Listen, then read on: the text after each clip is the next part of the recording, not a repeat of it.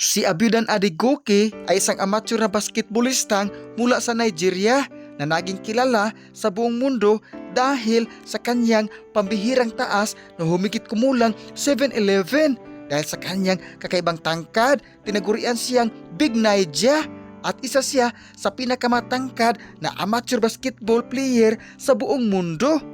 Bata pa lamang siya mga idol ay napansin na ang kanyang natatanging pisikal na katangian na kalaunan ay nagbukas ng oportunidad upang makilala sa larangan ng basketball. Lumaki si Adegoke sa Nigeria at nag-aaral sa Sigon Ogdigbami International College and Sports Academy sa Washinmi. Habang nag-aaral, nagsimula niyang hasain ang kanyang kakayahan sa basketball. Pagamat malaking bintahe ang kanyang taas, kinailangan pa rin niyang pagbutihin ang kanyang footwork, depensa at pangkalahatang kasanayan upang makasabay sa mas mataas na antas ng kompetisyon. Noong 2021, alam ba ninyo mga idol na sumikat na si Abiodun Adegoke sa social media matapos kumalat ang mga video ng kanyang paglalaro. Umabot pa ang kanyang kasikatan nang ibinahagi ni NBA legend na si Shaquille O'Neal ang isa sa kanyang mga video. Dahil ito mga idol, maraming basketball fans at scout ang nagsimulang magsasaliksik na maaari ba siyang magkaroon ng pagkakataong makapasok sa mas mataas na antas ng profesional na basketball.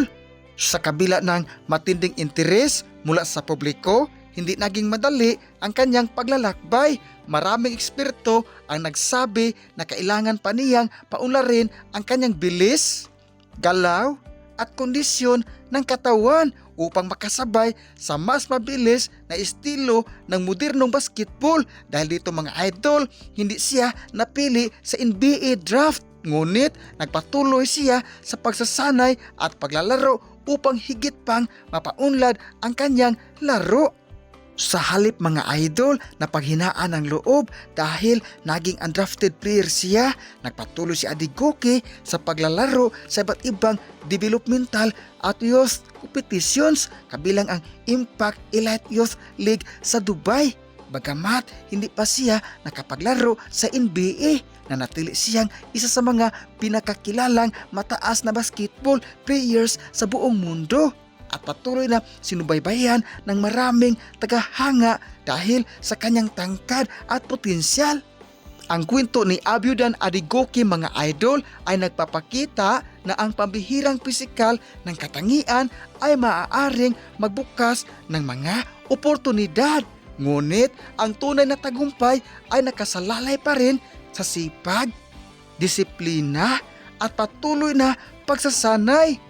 Hanggang ngayon mga idol, nanatili siyang inspirasyon sa mga kabataang atleta na nangangarap makilala sa pandaigdigang mundo ng basketball.